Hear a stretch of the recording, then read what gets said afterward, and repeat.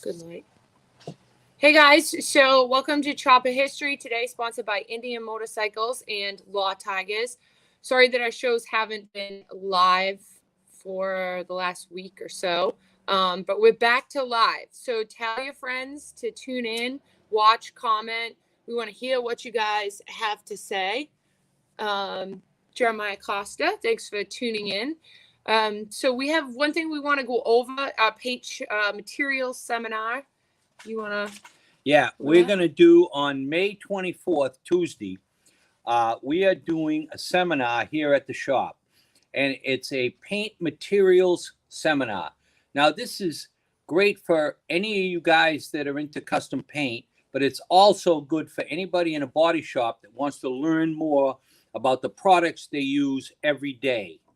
To start out with, CSI. CSI is a company that does polishes and buffing pads and buffing material. They're going to be here to demonstrate the easy way to buff paint, some new methods, new products, definitely stuff that makes the job easier and come out better in the long run. Also, we're going to have a rep from Seda Spray Equipment. We use Seda Spray Equipment here. All our guns and airbrushes are all Seda. So there's going to be somebody here to talk about guns, which ones to use, what's the best gun for different types of paint, and so on. It'll be very informative. And then we're going to have somebody here from Vintage Paint. Now, Vintage Paint, they're making a whole line of clears, black, and primers, and they're also in the midst of coming out with some new colors, some pearls, and different custom paints. So they're going to be here to demonstrate that. Also, FBS tape. FBS tape is some of the best tape out there, especially for custom guys. That's all we use. It comes all different widths and different colors per job. It depends on what kind of a job you're doing, but FBS is going to be here. They're going to demonstrate all the different tapes, what's the best use for each different color and size, and so on. It'll be also very informative. And then last but not least, there'll be someone here from Dynabrade. Dynabrade is a company that makes air sanding tools. They make palm sanders and different kinds of sanders that every body shop uses. So this is not only a custom paint deal, but this is for the everyday body shop that wants to learn more about the equipment that does the job best. So if you're interested in our seminar, it's going to be Tuesday, May 24th. It's $150. It's a one-day deal. It's from 8 in the morning to 4 in the afternoon. It includes lunch, and we're limiting it to 25 people. So call us here at the shop. Yeah, let me put that back. Email us. Just contact us one way or the other. We're very easy to get a hold of, and get your name in here, and we'll put you on the list. But you don't want to miss it. There hasn't been anything like this in our area for a long, long time, and it'll definitely help out whether you're a custom painter or a body shop. It's going to be a big help to everyone. Yeah, so this might be, you might already use some good products, but this might show you some easier to use products or better products. So just because you already paint and you think you're using good stuff, come try out our seminar, because it might be stuff that's better and makes your jobs better. So in the long run, your customers and you are happy. Yeah, and it's not about using all of these items. There might be only one or two items that you can really use, and it'll be worthwhile to see. Yeah. Okay, so that's our paint seminar for any of you guys local or not local so much. It's Tuesday, May 24th. As you can see, the logos down the bottom, those are the brands that will be here to demonstrate their products, and also will be here, so you guys can check out our shop. It's here at our shop in Halifax, Mass. We're about 35 miles south of Boston. If any of you guys want to travel and come to there's it. plenty of motels locally. And like I say, we're geared towards people here in New England, hopefully. But I mean, if someone wants to travel, that's fine too. I mean, we'll accommodate whatever we need to, but it's going to be pretty informative. Like I say, very limited.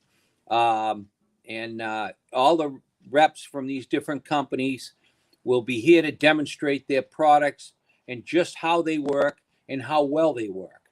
So come and see all this stuff, all these products, and see how they work. And I'll tell you, I mean, I'm looking forward to it because, I've been painting for 50 years and I know that I'm still in the dark ages on a lot of stuff. So hopefully, I'll be updating a lot of my, my equipment and the way I do things. Yeah. Okay. So today's guest is Andy Anderson, a custom painter, also doing it for a long time. Let's just get right to it. Let's bring Andy on. Hold on one second. Hey, Andy. Hey, Jody. Hey, Dave.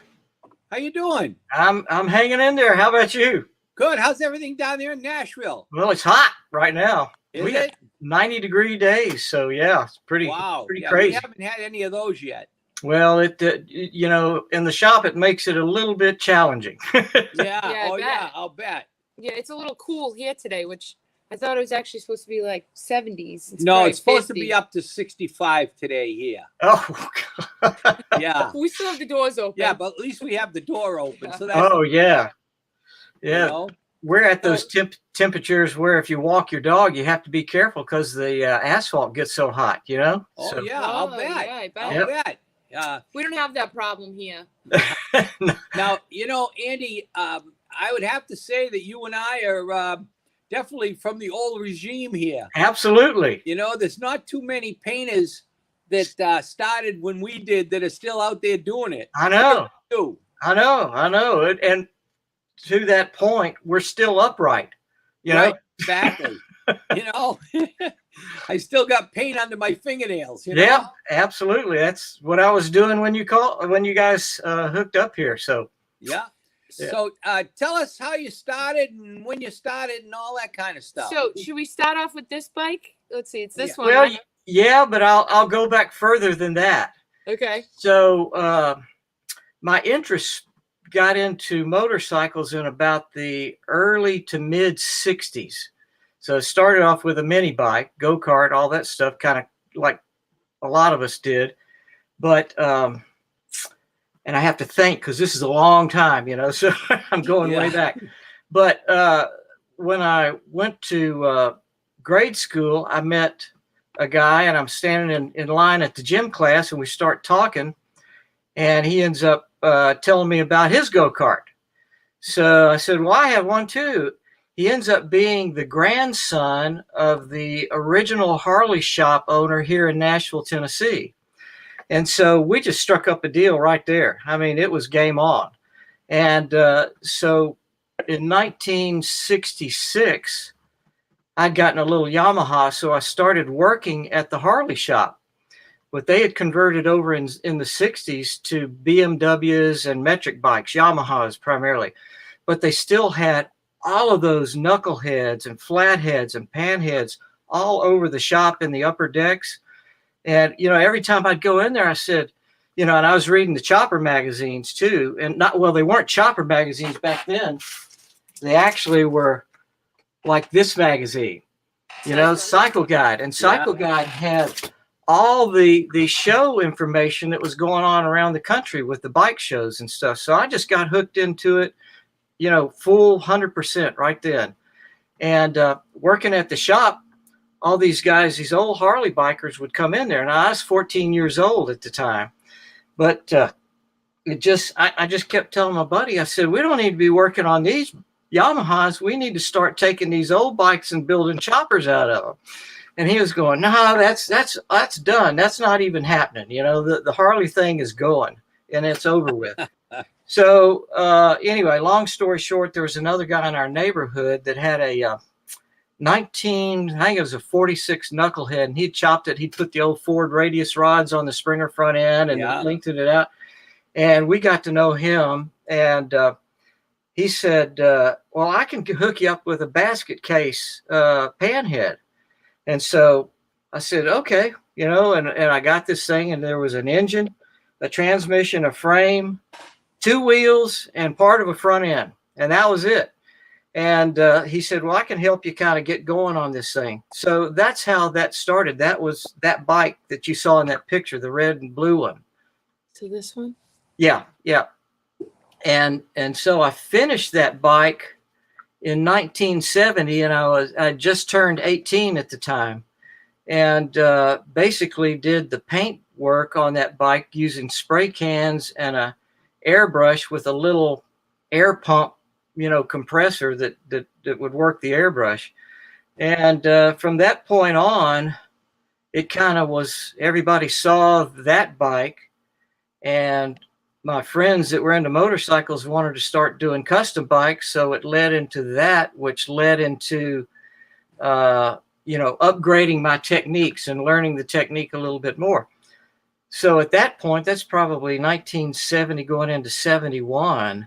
And that's when I, you know, didn't Choppers magazine, weren't they out then, Dave? Yeah, I think. And yeah, Street Chopper was out in 69 or 68 or something like that. No, Street Chopper started, I think, in 71. Well, it was, Street Chopper was 69 because I actually have that first issue. Oh, okay. And that was, so Tom McMullen, Yeah. who was writing for Cycle Guide back in there, doing those how-tos, building, you remember the Mindbender Knucklehead? Absolutely. And then his 3-wheel Volkswagen, right? You remember that one? Yeah. Crazy. So I see all these paint jobs on this thing, and this guy named Molly's doing them. So I get all inspired and just going, man, I gotta figure out how to do this stuff. And when Tom started Street Chopper, then he carried over those step-by-steps, and you know, it had guys like us in Tennessee that didn't have any other mentors around to learn from or whatever, you know, giving us a little more information to build our bikes. And you know, then it's moved on to a bigger publication and started really showing a lot of the guys like what you were doing, Dave and Donnie and Arlen and everybody else. And, you know, here we were in Tennessee in a little area that nobody had heard of, doing all this sort of stuff, and just kind of progressed from there. So I started actually painting for a bike shop in 72.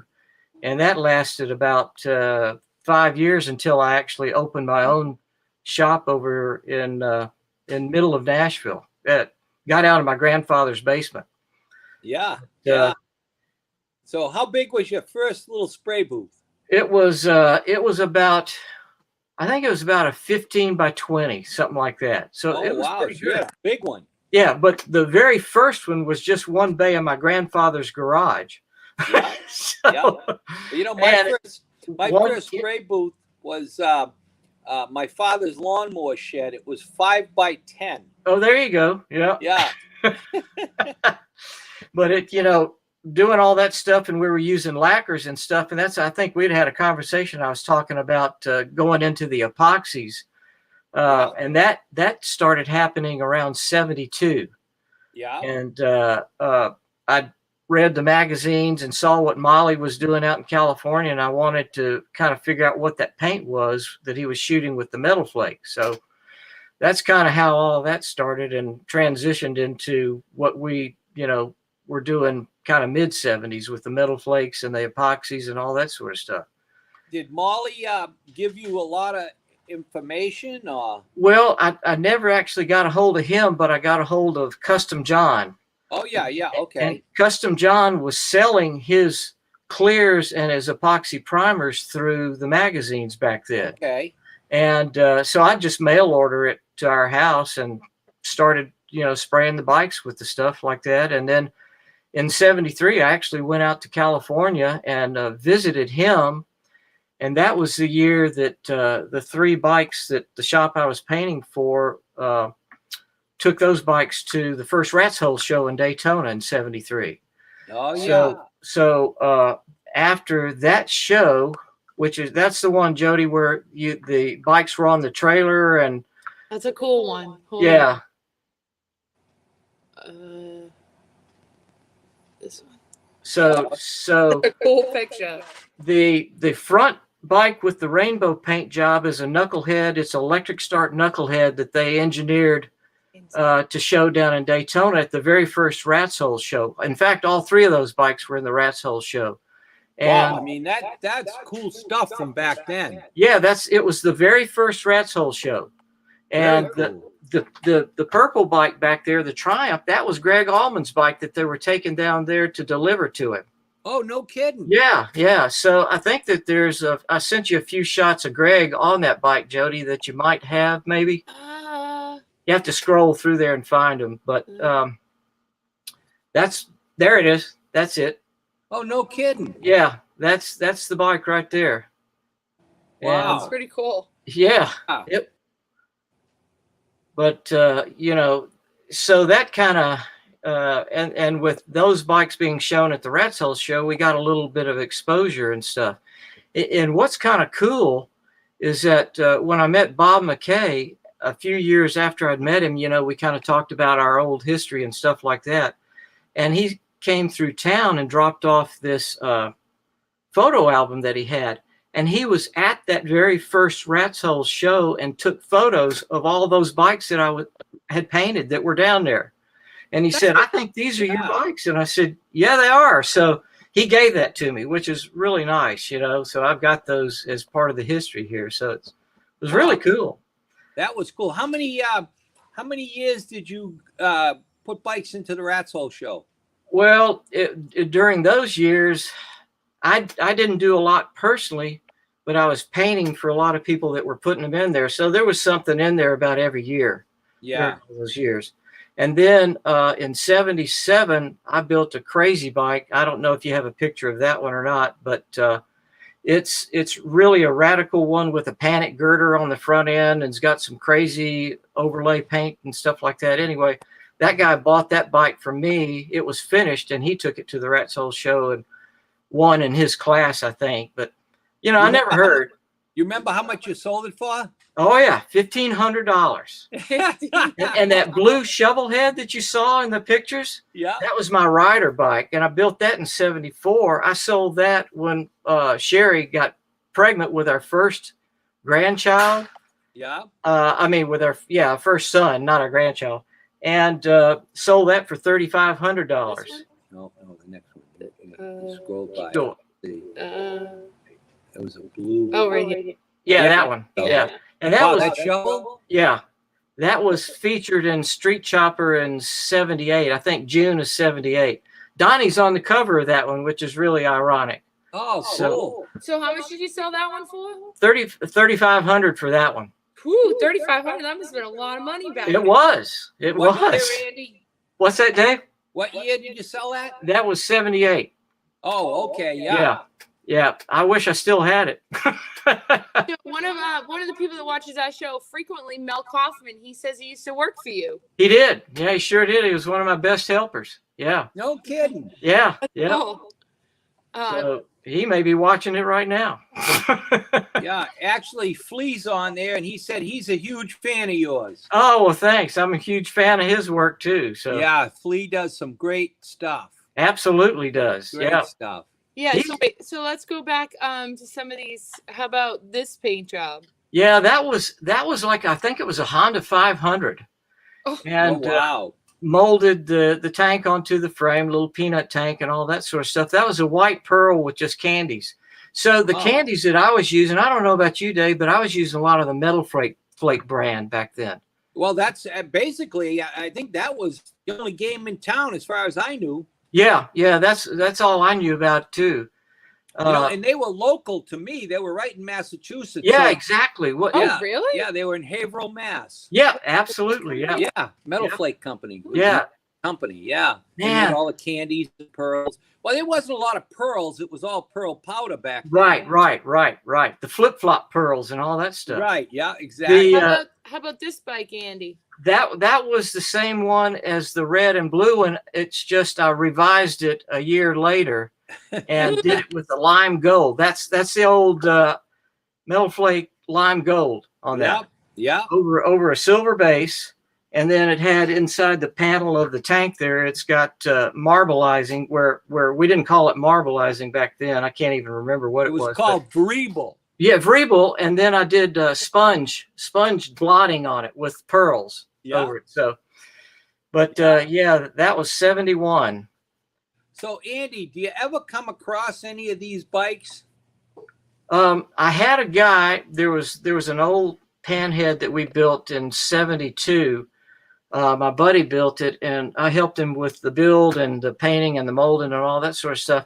And a guy in Japan bought that bike from a guy in California, and it had my name on it. And the guy looked me up that was in Japan about 10 years ago and started emailing me, showing me the bike. And I said, I know that owner, that past owner, would love to have that bike back if you'd want to sell it. So it was a nice, straight leg 56 panhead. Oh, man. With an AE Springer, 18 over Springer on it, Such a classic. Yeah, it was. The very first day that he got that bike together, we took a ride and rode from Nashville up through East Tennessee, up through North Carolina, and to the Blue Ridge Parkway and all that stuff to visit his girlfriend. So, yeah, that was one of those days. Fun stuff. Funny thing. Here's a funny story. So we're coming back. We're going down through the interstate. He's running straight pipes with the baffles in them, and all of a sudden, one of his pipes starts sounding a lot louder. So I pull up next to him and I said, I think you lost a baffle back there. And he goes, well, where do you think it is? So we turned around, looked up the interstate. Right in the middle of the interstate, there's a fire about 5 or 6 feet high. The flames are. And I said, I bet your baffle's right in the middle of that fire. And sure enough, it was.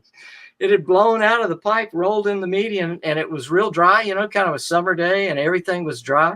Caught the grass on fire. Wow. Yeah, crazy. I know, but crazy. It's fun stuff. Those old choppers, like what you were building back then with all the molding and everything. I mean, they're extremely hard to find now, and they're very collectible. Yeah. I know a guy that's got a museum that's always looking for that kind of stuff. Is that the old vintage choppers? Yeah, absolutely.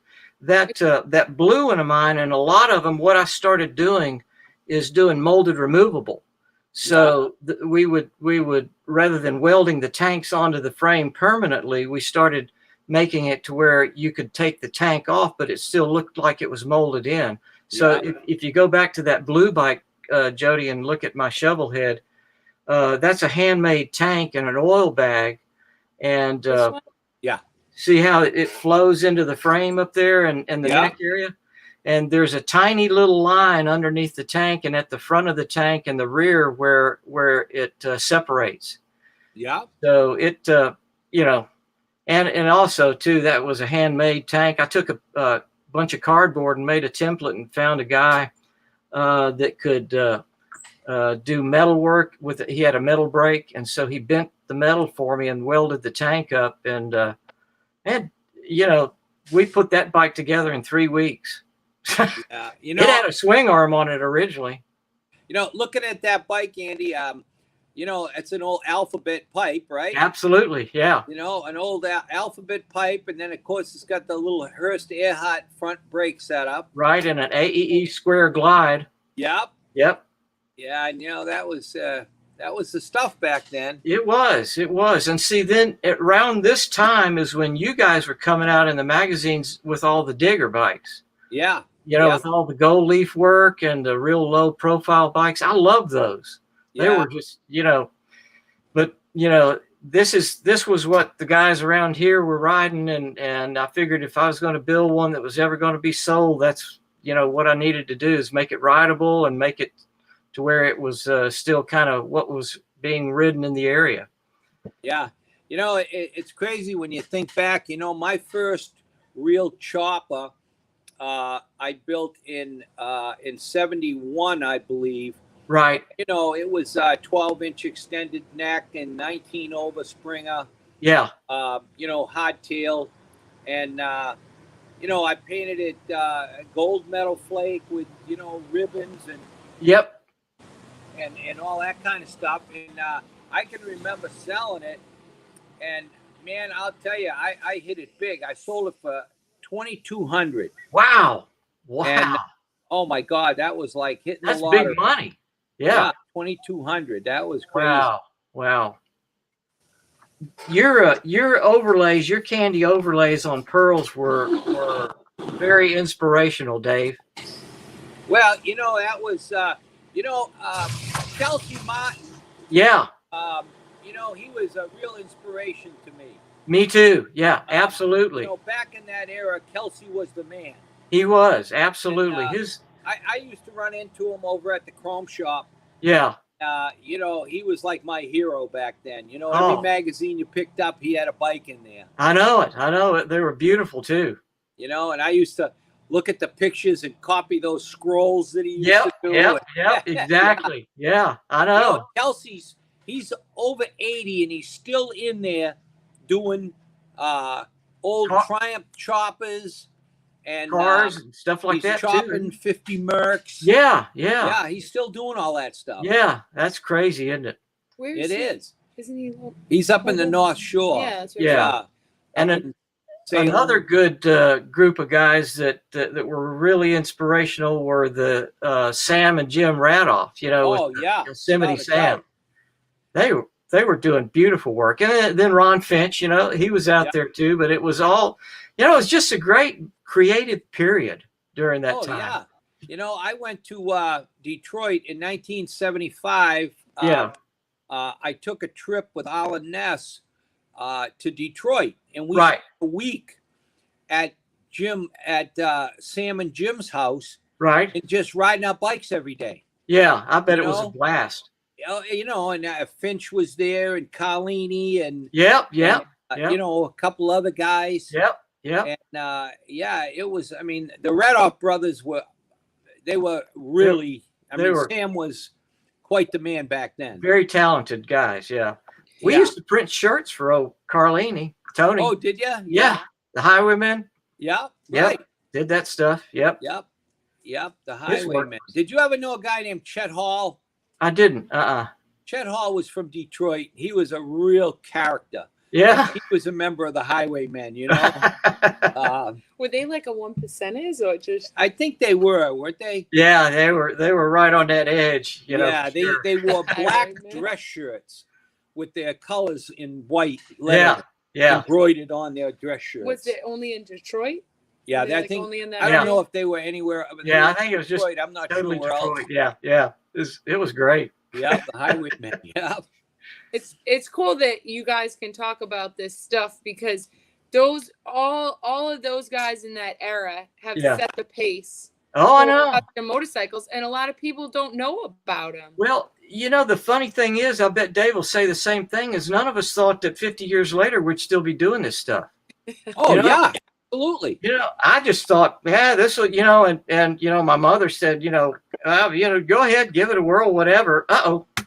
And, we'll see what happens. And same thing with the T-shirt stuff, it's like that's just a phase, Yeah, so let's show some of you. I got 2 T-shirts here. Yeah, and people don't know, Andy, you were the king of the T-shirts. Well, absolutely, you guys thank you, Dave. The best T-shirts in the country. Thank you very much. Thanks. That means a lot coming from you guys. Really I mean, if anybody has one of our old T-shirts, it's most likely one of your. Oh, I got one on right now. No, do you really? Yeah. I have one of your shirts on right now. Let me undress here. This is a shirt you did for us probably that's an old one. At least 10 years ago. Yeah. Let's see. There's the Go this way. The Perwitz logo. Yeah. What's on the back? Which bikes are on the back of that? I was gonna say who's Corey's and Pag's. Yeah. Am I in the right spot? Oh yeah, I love that one. Yeah.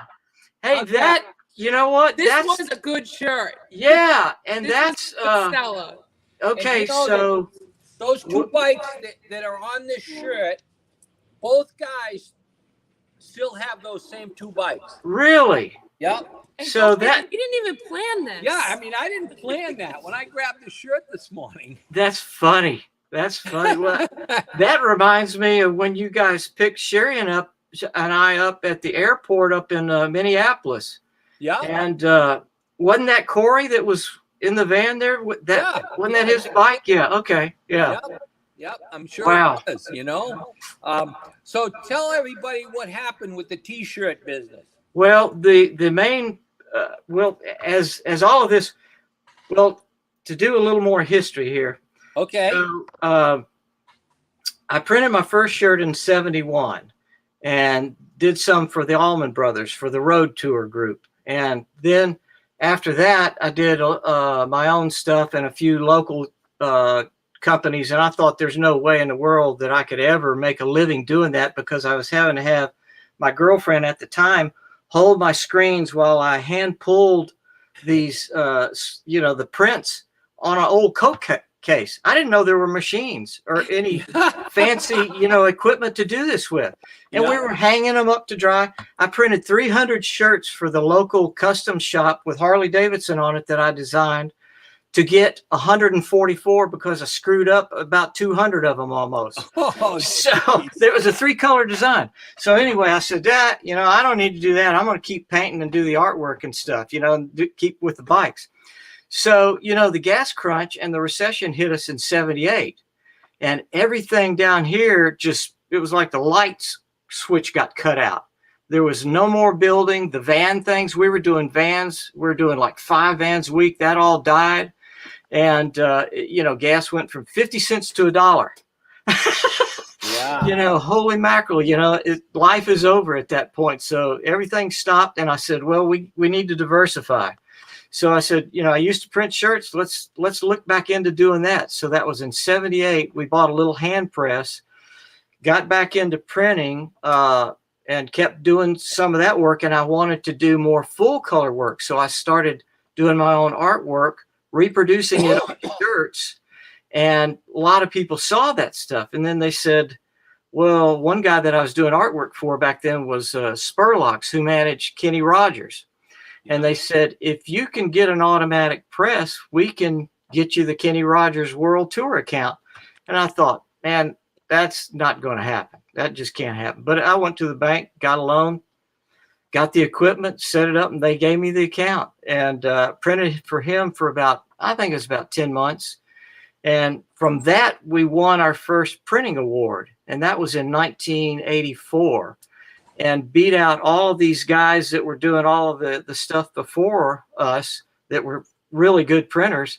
And so that's when we got a reputation in the printing industry. And from that point, we just started, elevating our artwork and the printing and all that sort of stuff, and eventually hooked into one of the guys that does the tours for Keith Urban, Taylor Swift, Garth Brooks, Trace Atkins, the Black Keys, on and on and on. He's got a full list of them, and that was in '99.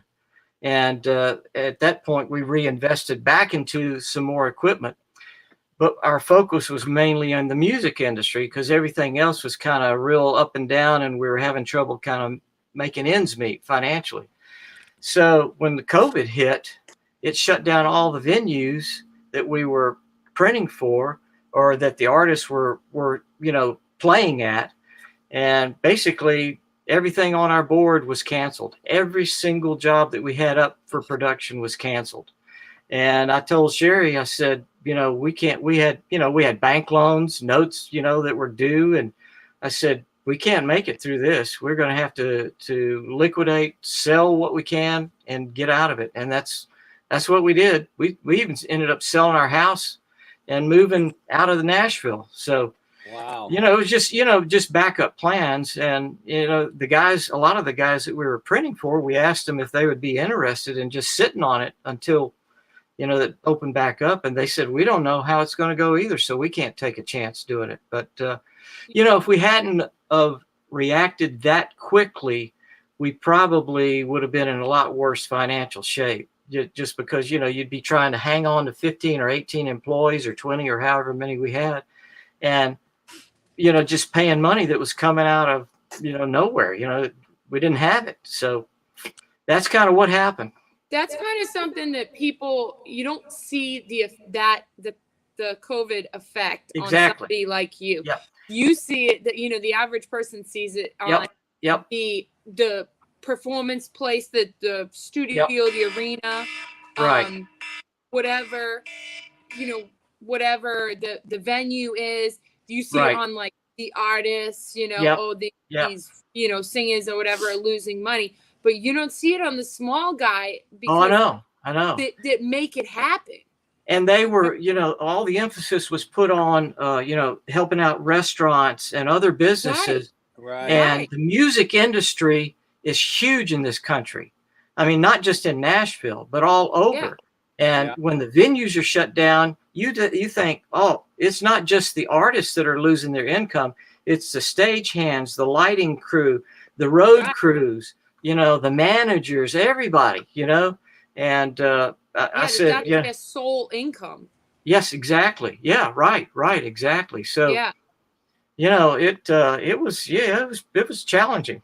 even like from the t-shirt aspect, I know if any musicians, let's say, t-shirts that I have are from a concert. Yeah. Like I wouldn't go and buy a Taylor Swift t-shirt from her website. Yeah, right, exactly. I know. Yeah, so it's not like they could sell so many online to make right. up.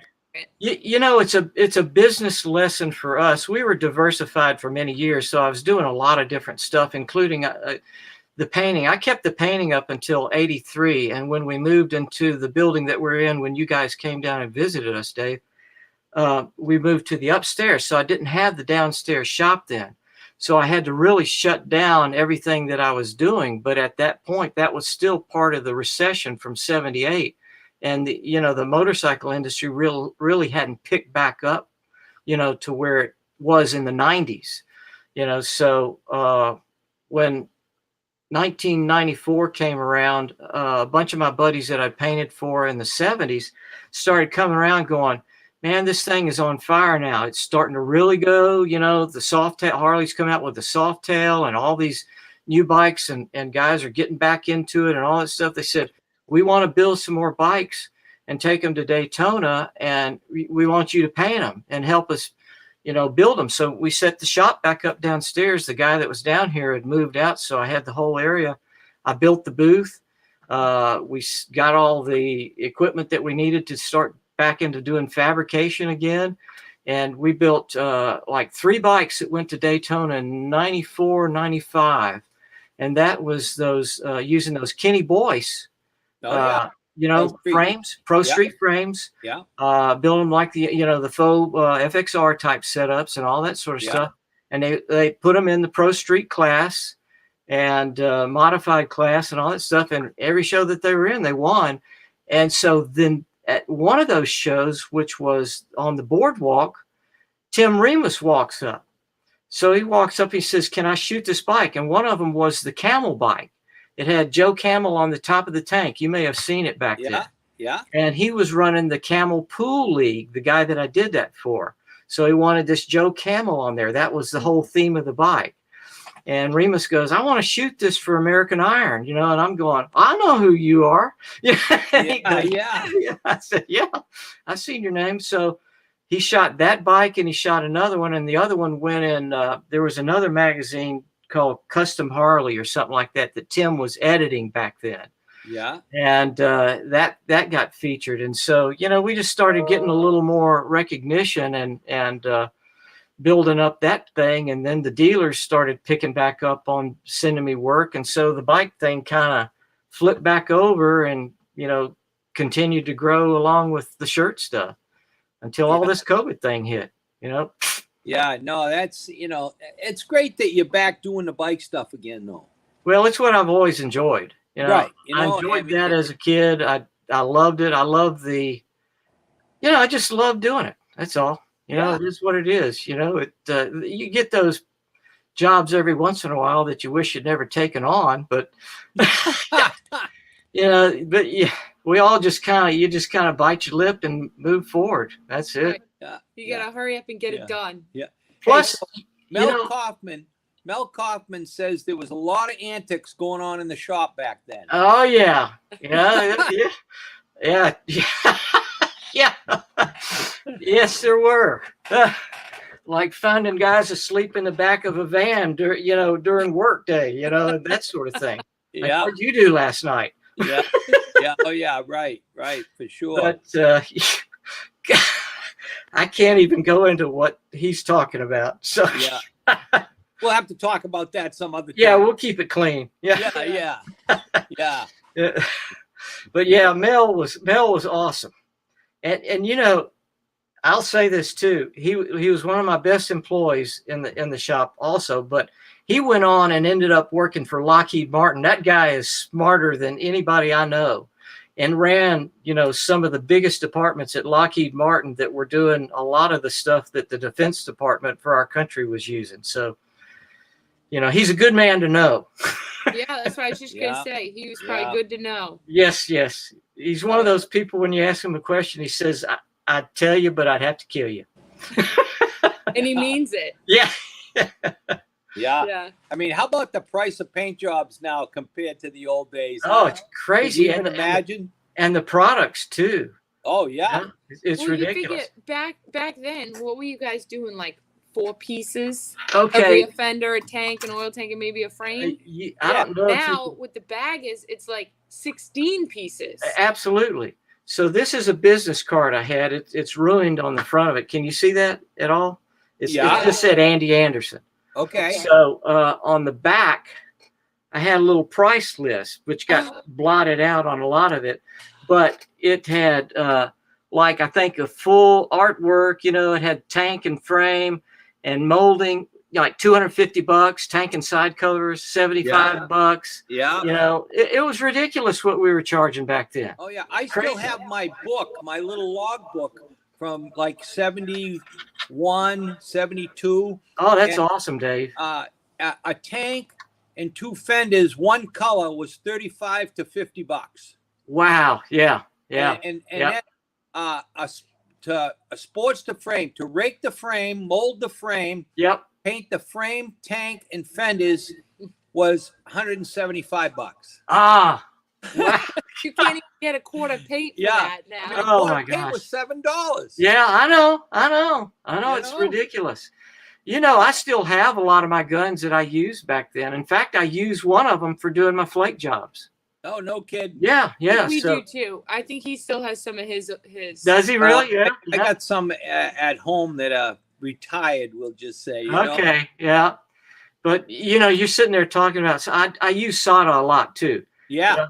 I've got the SATA mini jets. I love the mini jets. Yeah, we do too. Especially for bikes. Yeah. But, people ask me, what's the nozzles that you're using and stuff? I don't know. I have no idea. Yeah, I know it. It works. Yeah. I have no clue, You know, I can't even see the numbers You on don't them. need to know.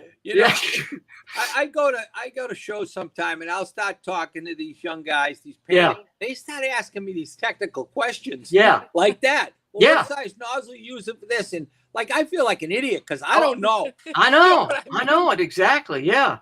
Who's in the gun? Now, yeah, exactly. And nowadays I'm lucky to get a paint job to work because I don't remember all the steps you have to go through. It's unreal. Yeah. We used to put down primer. So we'd go sandblast it, put the primer down. You'd sand the primer real quick. And this is all in one day. Yeah. Sand the primer, go to the base coat. There were we had sealers later on. We used that Ditzler. I can't remember the number on it, but it was a nice, good sealer. Yeah. And they had it in gray, white, and black, I think. Yeah. But and then you'd go to your base coat, and then you could start taping out the job, and this is all within like 3 or 4 hours. Yeah. And by the afternoon you were in clear coat, lacquer clear. Yeah. So I can remember literally doing 5 complete jobs a week like that. Oh yeah. Yeah, we were doing for many, many years, we were doing 3 to 5 jobs a week. Yeah, absolutely. Yep. And I can remember, for years and years, I'd be in the shop, at my house, my shop there. I'd be in the shop until 4 or 5 in the morning on Friday, Saturday morning, so I could get the job out Saturday afternoon. Yeah. So I could get a paycheck. Exactly. It's crazy. The lacquer days were fun. They really were. But the quality of the paint now is so much better, and Oh, yeah. the holdout. I mean, it just you can see these jobs now, and they're 20, 30 years old, and they still look good, which is amazing. Yeah. Well, Or longer. I got a bike in the showroom, an old Digger Yeah, that I built in 78. right. And the paint is, it's all lacquer. Is that And, that pink one? No, it's yellow. Yellow. Okay. Oh Yellow yeah. and Okay. orange and Yeah. gold and silver. Yeah. leaves, Yeah. right? Yeah. Yeah. And the paint looks good from a distance, but Right. it's checked. Yeah. Yeah. It's checked yeah. pretty bad. Right. Right. Well, I've got a bike that I just bought back that I built in 1994 Right. that's got, all modern day urethanes on it. And the paint is absolutely perfect on it. I know. Yep. Perfect on it. Yep. Yeah, it's unreal the difference in the quality. Oh, yeah. Huge difference. But it sure was fun back then. Yeah. Yeah. Well, And it's, there's never, ever been a time in my entire career that I knew that this is what I was going to do. Oh, absolutely. Yeah. Never Yeah. said, well, I guess I'm just going to be a custom bike builder or a custom Right, painter right. for the rest of my life. I never, ever said that. This is just a sideline, and Right. it lasted 52 years, Right, so exactly. what the heck? Yeah, When are you going to get a real job, Yeah, yeah. That's what Sherry keeps asking me. When are you going to get a real job? I said, I don't know. I thought think the it's a shirts little was late. kind of Yeah, real. at this point, you might as well just keep going. I know. Yeah. That's right. Yeah, well, as long as we can, but man, some of that early stuff that we were doing, like those epoxies, I was spraying them in my So here's a funny story. So one of the first epoxy jobs I did, so I'm hanging this frame up by the rafters, and I've got one incandescent light bulb up there, and I'm going to put clear epoxy on this paint job.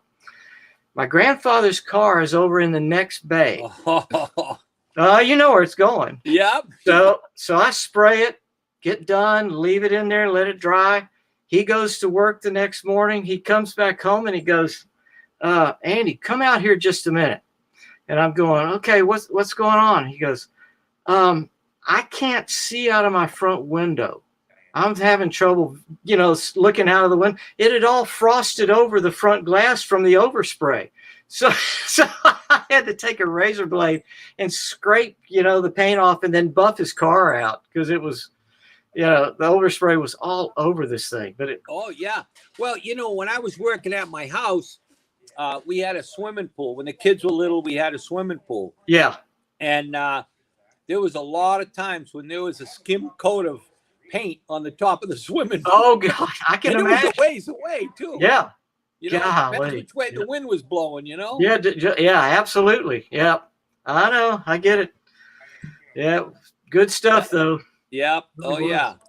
Yep. I mean, It's like people could never experience, all that stuff that we did back then, Yeah. that aren't from that era. Oh, I know. It's Well, and the other thing too that was so cool is when you get the bikes finished and you guys are riding, you got 2 or 3 buddies and you're riding and you go out to the bar for the night or whatever and you park them out on the street, you get all these people stopping and looking at it, and they go, this is just like the Easy Rider bike, right? No, not really, yeah, right. But yeah, it was there were good times, really were. And there, then there really were good times too, Dave, when I got back into it and then connected with you guys back in the mid 90s, at Daytona and some of those shows down there and stuff. Yeah. And then yeah. getting to go up to Donnie's show and, visit and all that sort of stuff. That was a blast. A lot of fun. Yeah. I went to the Rat's Hole show this year in Daytona. Yeah. First time I've been there in probably at least 20 years. Yeah. And I have to say, man, I was really disappointed. It's not the same, is it? Oh man, it's just not the same. Old Big Daddy Rat, Yeah. But his son runs it now, and boy, his son looks just like him, except Does he's he really? a thin Wow. guy, but Yeah. looks just like him. Well, the bikes and stuff are all different too. So there's a lot of that. It's a different time. Oh yeah, for sure. But Sure. there's some nice jobs that I'm seeing out there. Did you See anything that impressed you at the shows?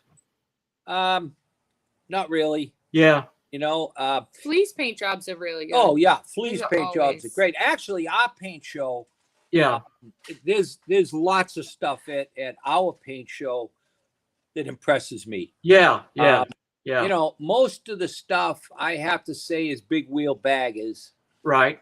because there's so much area on them. Oh, You yeah. know? Yeah. I don't even like painting them anymore. Well, I was going to say, I get tired thinking about them. Yeah, right. Exactly. That's all you got to say. You know? Yeah. No, absolutely. You know, there's just too many pieces and it takes too long. There's too much. Even if you get paid for it, Yeah. it takes too long Yeah. to get through them. You could do 2 or 3 other jobs in the same period. Right. Right. Yeah. Well, and the material cost. What do you think the material cost is on doing one of those things? Oh, Well- I can tell you. Well, It's we about just did that yeah, trike. How much do you Yeah, think I you did just- a big wheel bag of trike? Yeah. yeah. Now Wow. this had 25 pieces to it, Oh my gosh. Yeah. and we got probably $2,000 in materials. Holy cow. Yeah. Yeah. Yeah. You know, there's a lot more than you think. You know, Yeah. start Yeah. adding everything in. I know. Fleece Yeah. paint $3,000 in Yeah, materials. Yeah. you Wow. know, and That's I a mean, lot. you know, What's that? What Fleece said? $3,000? Is that what In he a said? bag of, yeah. He does Yeah. a Well, lot. he's doing a lot of them, and they Yeah, look I mean, beautiful. and you know, I'll tell you, Flea is probably the fastest guy out there. Oh, He I know. gets Yeah, through 'em, watching boy. his stuff, and it's like one Yeah. week he's got a project in, and the next week he's starting on another one. I know. Well, man, I know. Energizer Bunny there. Flea, you're amazing. Yes, he is. I agree. Yeah. All right, Andy. Well, we don't want to take up too much of your day. Yeah. But thank you very much for sharing some Chopper history. You're welcome, Jody. I enjoyed it. Yeah, and we look forward to seeing some more of your work out there. Now that Thank you you're very much. strictly I painting. know Dave and I could talk about this for a month or two, probably. But Yeah, Yeah, you know, Andy, no doubt. you should seriously think about coming to one of these events. Come to Daytona or Sturgis or yeah, I need to do it. You know, You know- Mel's been those guys trying to get me down there too. So we'll do it again. You know, if you're thinking about coming to Daytona, just call me, man, and I would love to have you at our paint show. Yeah, I Yeah. will. I'll let you know. We got all kinds of stuff going on down there. Yeah. I know. You guys are just killing it. And Jody, your work looks beautiful too. Thanks. Yeah, I've Ryan. been following you from when you started, and I'm so impressed. I wish you were down here to help me. Oh, I would. Then what would I do? But you'd come with her, and we could let Jody do the paint. And we could sit there and shoot the bull. Yeah. I've been gone a little over 2 weeks. And I just got back last night. So Yeah. just this morning, it's like, Yes. trying You to were on catch the up with Kyle everything. Petty ride, right? Yeah. So we used to do the shirts for all that too. You know? Oh, really? Yep. We did the first shirts all the way up until I think House of Color was a big sponsor. And then when House of Color changed over, Valspar stopped. You know, we didn't. I think after that we didn't get the printing anymore. So, Yeah. but it's a good thing. Good I stuff. think partly because of sponsors, probably, and money. Yeah. But like the shirts that we had to wear every day, Yeah. they were a little boring. Yeah. Well, it is what it is. They At least did look Right. boring. Yeah, like they're Yeah. just one color. I Usually get it. they were the sun shirts kind of Oh yeah. material. Yeah. And whatever the sponsor was on the back was just one color. Yep. I got it. Yeah, they definitely weren't Anderson shirts. And that's what our tour guys keep telling me. They say we sure miss you, but Yeah. I go, well, you You should know- have bought us, and let us keep going. Yeah. You for know, sure. in the cold weather, Andy, I wear a long sleeve T-shirt every day underneath my shirt, right? Yeah, And I probably have at least 4 or 5 old Perowitz shirts really. that I still wear, and I don't necessarily wear them because they're Perowitz shirts. I wear them because they're still in great shape. Oh, good. You Good. know. Thank you, And Dave. the artwork has never gone away, faded, Yeah, anything. It's Thanks, excellent. Dave. That means a lot. It really does. Thank you very much. Well, hey, Andy, it's been really great talking to you. Absolutely, Dave. This has been a great show. You know, it's really nice to be able to talk to somebody that I basically, we grew up together. Yeah, exactly. In the motorcycle world. Yeah. And yeah. in the paint world, Yeah. and Yep. as you know, there's not many of us left out there. I know. Exactly. Yeah. Well, holler at me again if you want to do another one. Version 2. I'm ready. Okay. All right. Thanks, Sandy, for joining us. Okay. Thanks, Take care, you Sandy. guys. All right, guys. So that is our episode today for Chopper History. Don't forget, if any of you guys want to join our paint seminar, we're having it Tuesday, May 24th. It's $150. We're going to have those brands, CSI, Seda, Dynabrade, Vintage Paints, here displaying their products, telling us about their products, how to use them. It's going to be a very informative day. And also, there'll be discounts on anything that any of the manufacturers that are here with their products. If you want to order things, there'll be discounts that day for any of the products that they sell. Yeah, so that's Tuesday, May 24th. If any of you guys want to join us, email myself, Jody@perowitz.com, or call the shop, 508-697-3595. So that's going to be a really good day. And make sure you guys comment and like our posts, share them, tell your friends to join us so that we can keep Chopper History going. And Chopper History is brought to you by Indian Motorcycles and Law Tires. So big shout out to them so that we can keep bringing you all this cool motorcycle stories and history. All right, thanks for commenting and everybody tuning in. Okay. See you See next ya. week.